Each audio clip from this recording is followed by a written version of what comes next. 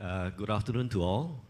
Thanks very much, Ing Han, for the invitation for me to speak. Glad to be able to try to value add as much as is possible to the OSG community and Singaporeans who are based overseas. So my name is Hau-Tek. I lead the Raffles Medical Group's presence in China. Some of my team members are actually here today. Thanks very much for being here. Raffles Medical Group has entered China since 2010 in Shanghai as a medical center, which still exists today. And in 2015, the international SOS medical centers in Beijing, Dalian, Nanjing, Tianjin, Shenzhen, and Nanjing, have been acquired by Raffles Medical Group.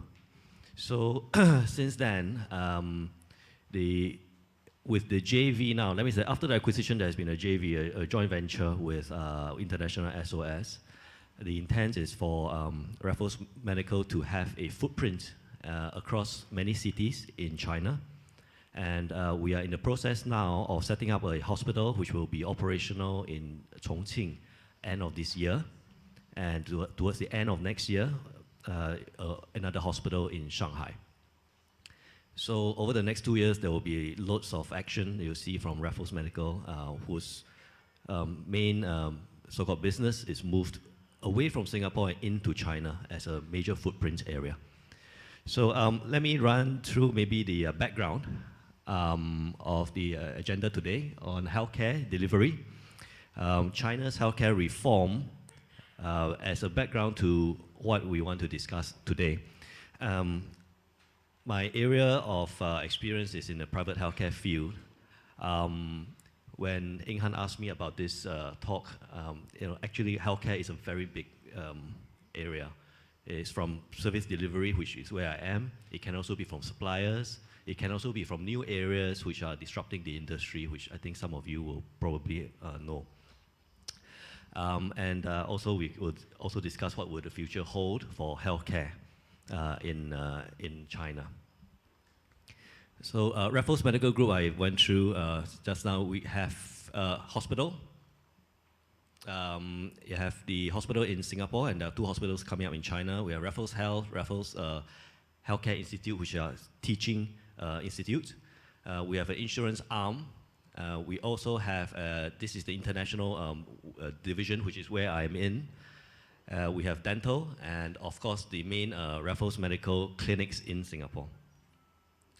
This is the pyramid analogy as a background for healthcare systems in the developed world, including in Singapore, where this pyramid analogy is there, where you can see the low bill sizes, which most of us, when we attend primary care, if you have your own family doctor, 95% of the time, you will be seeing him or her for medical conditions. And him or her will coordinate your care and negotiate through the healthcare system. And should you require more investigations or treatment, surgery, etc., then him or her will do that for you through primary care. And this is the cornerstone of healthcare in most developed countries.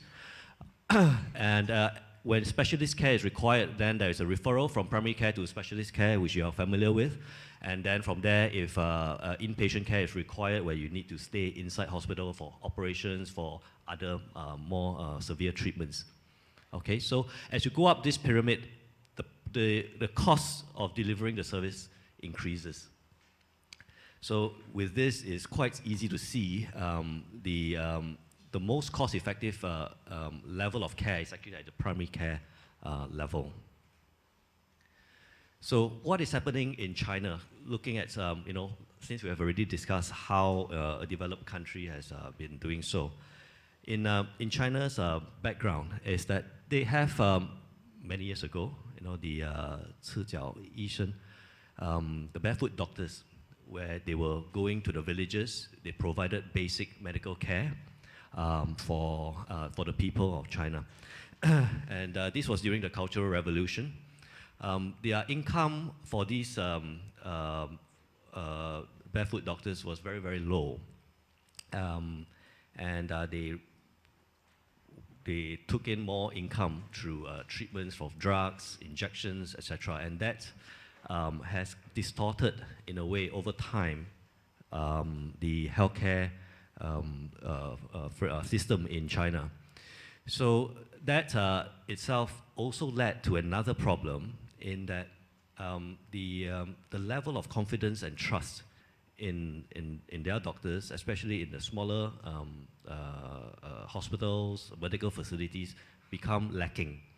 And they have a lot of more trust in the Sanjia Yiyuan, the big hospitals which have a lot of academic activities going on. So those of us who are in Beijing right now, you'll know Xiehe Yiyuan, Sanling Yao. These are the main hospitals with the local Chinese will go to from all over the country to attend for their medical needs, especially when it's more severe. With that, the healthcare system in China became quite overloaded, right? And it still is, especially in the big hospitals. So there has been different times in which the Chinese government has been trying to do reforms to the healthcare system, try to move and right-site patients outside of the main hospitals, those that do not require really a Sanjia Yiyuan treatment. Example, someone who comes in, a child who comes in with a fever, right, for 2 days. Does a child really require to go to the children's hospital in Beijing? So these are the type of questions that are being asked at the legislative level to try to keep the cost lower, and at the same time to utilize the underutilized resources out in the community. So the right-siting is happening, and they are trying to do so. But because the healthcare system over the many years have been primed towards the hospital, where resources were put into the major hospitals with least resources going into the communities and to the villages, the mindset of the people has not changed yet. So the people will still want to come to the big hospitals for treatment. I've put in there the iron triangle of healthcare, and this triangle is a framework at which usually the policymakers use for healthcare. So if you think about it, cost, sorry. So cost, access, and quality. These three form the basis of healthcare policies. So if cost, rather if quality increases, the cost will likely increase as well, and access may also be affected. So it is interlinked. Just as if you reduce the cost, the quality may be affected, and the access to the service may also be affected as well. So it's interlinked. And with that, the reform of the healthcare system is based on such a structure, which the other countries already have been doing. So China is doing a catch-up. But thankfully, over the last 10 to 15 years, I think there's been a lot of movements towards primary care. I have actually spoken with the reform committee in Beijing. I was invited to give my 2 cents worth. And the reform committee is really pushing ahead for the local population to have a family doctor each, using technology. And there is even a My Family Doctor app to identify and choose who is their family doctor, and then the doctor will look after their families. The other areas will be this establishment of Yibao. So Yibao is something like a MediSafe equivalent in Singapore, right? And it covers basic medical costs for the population. And up till now, it's more than 95% of the Chinese citizens are already covered by Yibao. So yeah, I think I've gone through that on the primary care system in its infancy, and overcrowding at the large hospitals.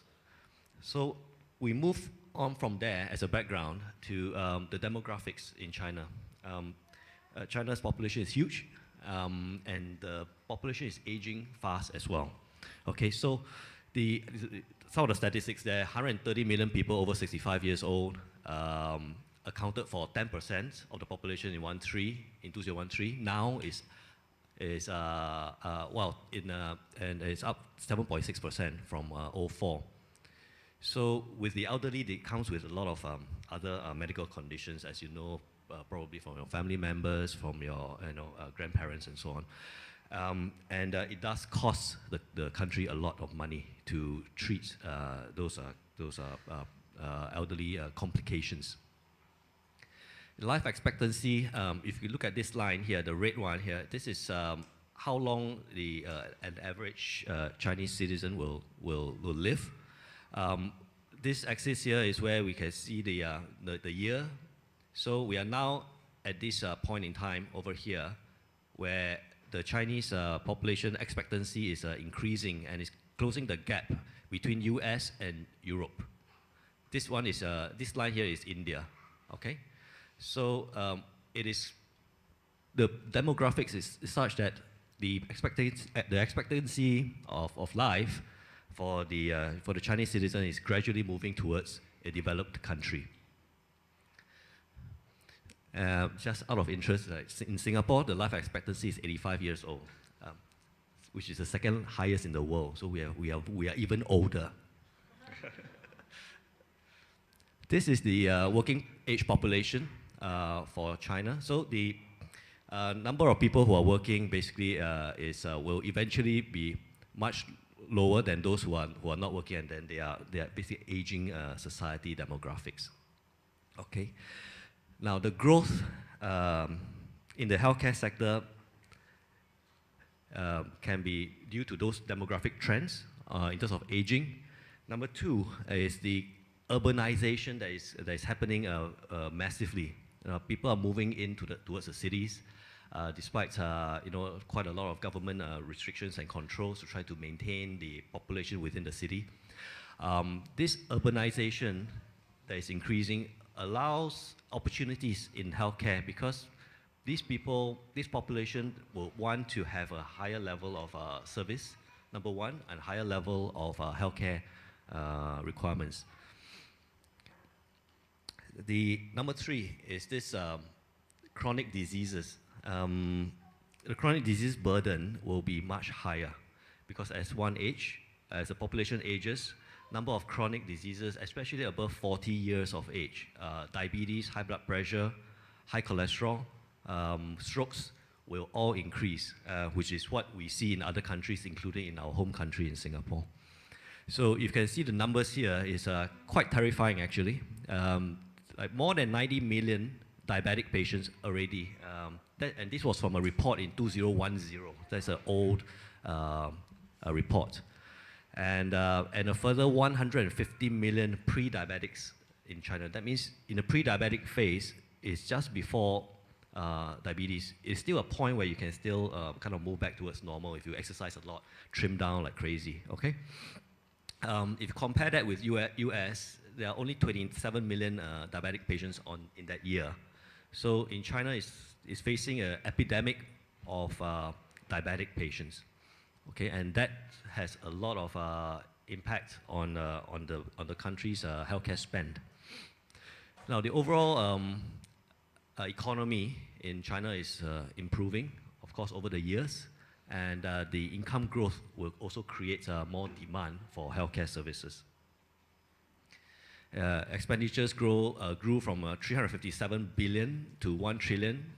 That's the projection. And the number of private hospitals in 08 was 5,400. Now it's more than 11,000, with a compound annual growth rate of 16%. The healthcare reform in China has a three-prong. They're investing in local county level hospitals to be referral hubs from the villages. And then they want to defragmentize the care by building medical alliances between the different levels of systems.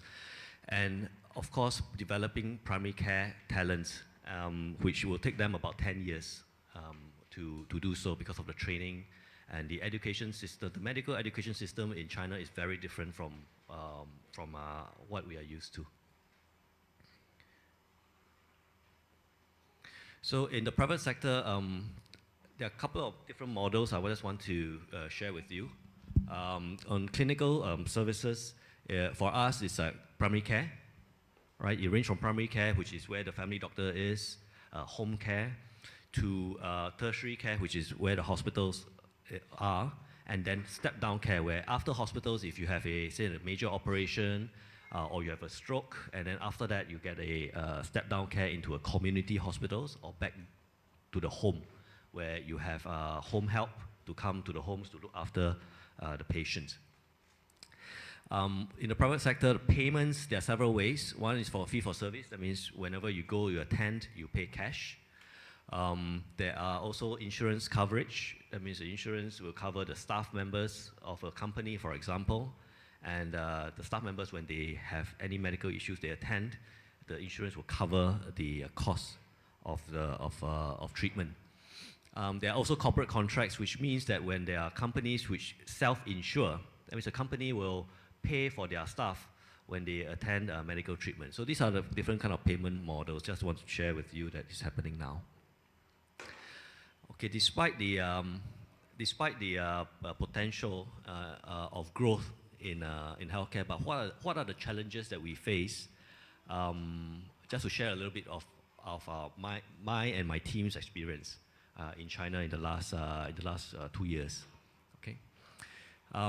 Number one, the regulations and licensing for healthcare facilities is very strict. Okay, just like possibly F&B as well, just like hotel industry, there are certain requirements that the government wants to ensure safety. So it can take up to about 6 months to set up a small medical center, right, or clinic. 6 months, which in Singapore you can set it up in about a month. So that's the kind of difference that one will see. And for a hospital, about 175 or so of different approvals are required to set up a hospital. Imagine if you take 1 to 2 months for one approval. You need more than 170 over months to get through all the approvals if it's done linearly. So a lot of times, like including our Chongqing hospital, is done in conjunction. Many approvals are going on at the same time. But there will always be back and fro, and that is one of the problems in terms of bureaucracy that we do face, and we take it on as a challenge for us, but we also project our operations accordingly. Clinicians also have, especially foreign clinicians like myself, will also face some certain licensing barriers, and it takes a longer time for registration for foreign doctors. Challenge number 2 is the patient volume. Number of patients that goes into the private sector is much lower. Okay, way much lower than it is in the public sector. Number one, I think, is a lack of public trust in the private sector. 90% of the healthcare delivery is still in the public sector. There's also restrictions on advertising, and because of all these factors, we cannot achieve a critical mass, and that makes it a challenge. As also the lesser known clinicians in China, there is a lot of focus on the Ming-Yi, the ones who are, the doctors who are very famous, who have built up a reputation for themselves, and patients tend to flock towards them, and it's sometimes very hard to Koh Hau for those doctors. And the lesser known clinicians who are equally well trained, etc., do not get their load of patients. And number 3 is the health insurance factors. The private healthcare insurance scene in China is not fully mature. It is still growing, it's still developing.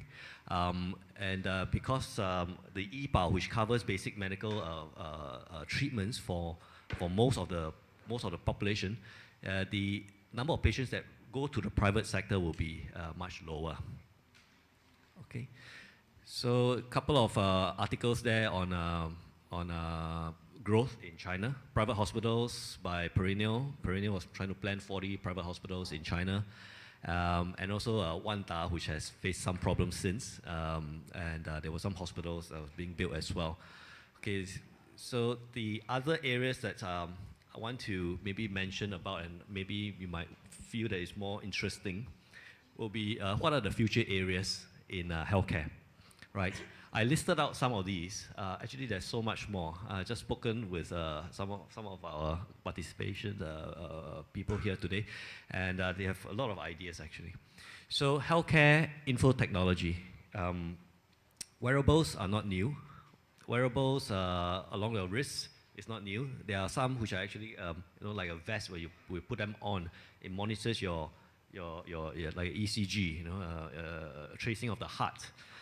Continuously over a 24-hour period, and that information is brought in for data analytics and to see whether or not you have any arrhythmias, whether your heart is beating regularly or irregularly, and what are the issues. So wearables are not new. It can detect many things. If you have it on your wrist, you can detect your heart rate. It can detect blood pressure to a certain accuracy. It can also detect the heart rate variability, which is a reflection of stress level. And all these data, when it's drawn in, right, to the system, whichever that the wearables, the server is, will have. Well, you can do analysis on that, and that data can be used to predict in the future.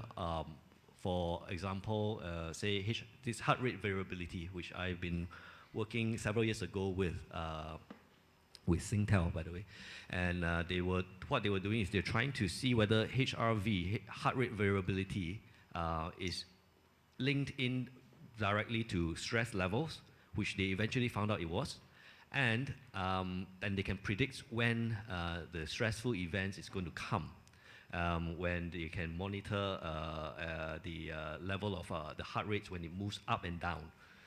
This is just one example, and there are many others like workplace health.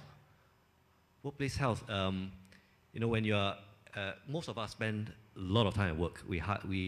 Most of the time of the day is actually at work, and workplace health is becoming more and more a major source of medical conditions. Example, those who are, say, in the IT industry, they sit a lot. Then those that do not exercise in the IT industry, if they are sitting a lot and they're on the computers all the time, they start to gain weight, right? And then after gradually they develop diabetes, etc., etc.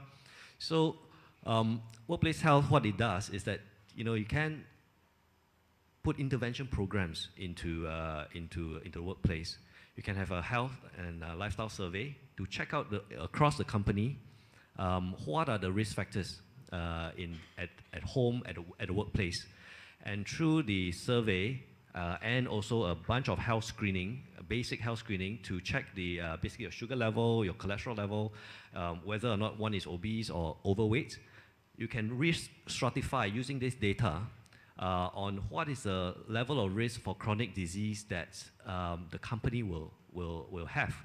And from that, also predict what will be the complications of these companies' staff members, which will end up in hospital, which will incur a higher cost, number one. Number two, productivity of the staff members in the company will be affected. So this is actually part of a whole system which hasn't been fully exploited in a way, and to take advantage of this data. There are others like home health, where say, for example, an aged person at home is living at home alone and needs some monitoring. So home monitoring systems, which are, like, for example, sensors at the doors, sensors at the windows, sensors at the fridge door. So you can plan, or you can rather predict if the elderly who usually opens the fridge door in the morning at, say, 8 to 8:15 in the morning, and for that particular morning, 9:30, and the fridge door hasn't opened, it will trigger off an alert, and someone will go to the home and check on the elderly. Right? This is just one example of many. I was working with Certis about 1.5 years ago. They were looking at these home monitoring systems, and they have a whole command center. Certis Cisco, as you know, is they are a security firm, right? They basically have security personnel walking outside, and they have a command center that monitors, tracks them where they are. So when they were thinking, and I was brainstorming with them about this, I said, hey, how about we do home monitoring systems? And since they already have the command center, the infrastructure is in place, we can monitor elderly at home, right? So after I've left, I think they have been working on that since. Other areas will be like AI-assisted clinical decision support. IBM Watson, some of you probably know about this, where it's basically a learning machine, right? The computer is supercomputer. It learns data, right? It captures all the data. It predicts what will be the next step. So one of the things that I learned out of this project that I did previously with IBM Watson in Singapore was that when you do the learning, what you put in the data into the system is very important for them to do the prediction. Because if you put in the wrong data, or if it's a very manual system so far and it has to be keyed in, there's some errors, the predictive analysis actually is very, it can go way off, and that will not be valid at all. So in an ideal situation, which some of the oncology centers have been able to get close to that, because the data that they collect is actually online already. So with that, IBM Watson goes in, basically collects all this data, make the machine learn, and then do a predictive analysis, and can help with decision support. Example would be, say, a tumor, right? A patient with a tumor, and an oncologist is seeing the patient, and he or she is like, okay, I just want a second opinion with what is available out there. So Watson will be able to draw within nanoseconds, right? All the information, all the research, all the literature about that particular tumor, that cell type, that stage of the tumor, and then generates a recommendation of the type of chemotherapy treatment for that particular patient with a confidence interval.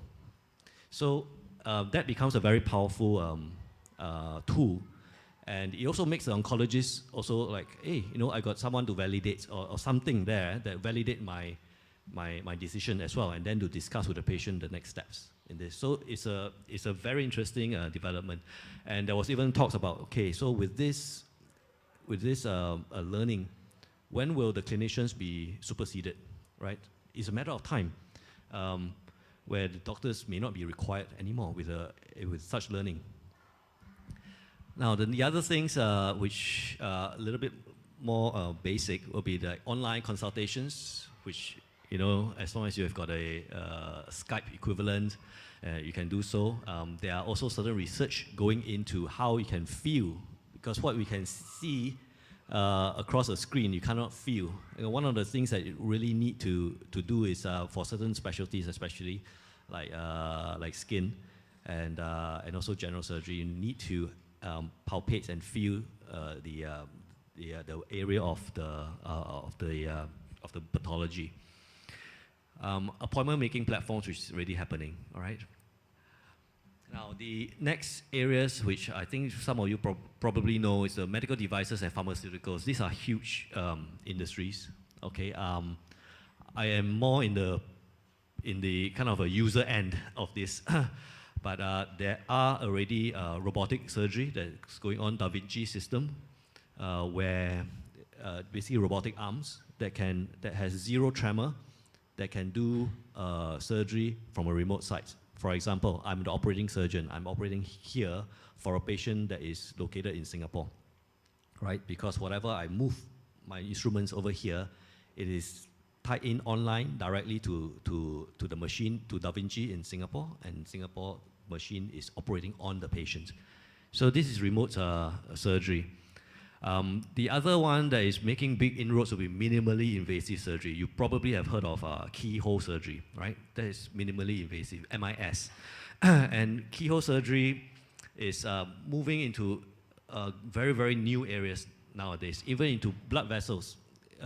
You can do, varicose veins through keyhole surgery. And the varicosities can be removed within 10 minutes. So very, very fast and very advanced with hardly any invasion to the body. Next will be like diagnostics, right? Diagnostics will be imaging. in particular, because imaging has gone over the last 50 years from plain X-rays now to PET scans, PET scans, which can detect cancer in the body and can scan your whole body. You can see your inside of your body. There are some types of CT scans that you can see your heart in a 3D version. You can see it at on the computer. You can actually just draw and you can see your heart move around. So it's moved a lot in the last 50 years, and that's diagnostics. Unfortunately, has not helped in the way, because the number of treatments that can follow with the diagnostics has lagged behind. So you may be able to diagnose very fast, but in terms of treatments, modalities is still lagging behind at this point. So that's where the development of new drugs, which the pharmaceuticals seems to be slowing down recently. In the last about 20 years or so, there were a lot of new things that was researched and brought on into the market. But since then, if you look at Pfizer, for example, how many new drugs are there in Pfizer? Nothing. After the blue pill, Viagra, nothing else, right? So they are facing some issues there. And there are some statistics that say that out of 1,000 trial drugs, only one will actually make it to the market. And the amount of research and development to bring that one single successful drug into the market is a lot of money and a lot of effort. The other areas would be things like, mobile stroke units, which is related to emergency departments, right? Where the ambulance that goes out to fetch a patient back to the hospital, they are configured for stroke, to meet up with stroke. Why? Why stroke? Because stroke needs to have certain immediate treatment. Rather than to wait for half an hour, 45 minutes for the time the ambulance comes back, things have happened to the patient. While with the mobile stroke units, basically the paramedics that are on site with the patient are already treating the patients with the equipment, with the drugs that is configured for stroke. So that by the time they reach back to the A&E departments, they are already into their secondary treatment phase. Okay, so these are areas that's happening. Research into genetic therapy, genetic testing. This is an exploding area, all right? An exploding area where after the 1990s, where the human genome has been mapped out, right?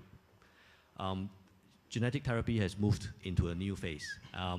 The gene testing, that means you can, for example, there are areas where the BRCA gene, for example, is a breast cancer gene. You can predict whether a person is going to get breast cancer, right? So these are areas. Insurance, which we have discussed there. Preventive care, diet, fitness management. You see the number of fitness centers has been built up over in Beijing alone recently. Smoking cessation and alcohol treatments. These are potential areas which, in China you might want to look at. These are some platforms for China. And that's it. Yeah, thank you very much. All right.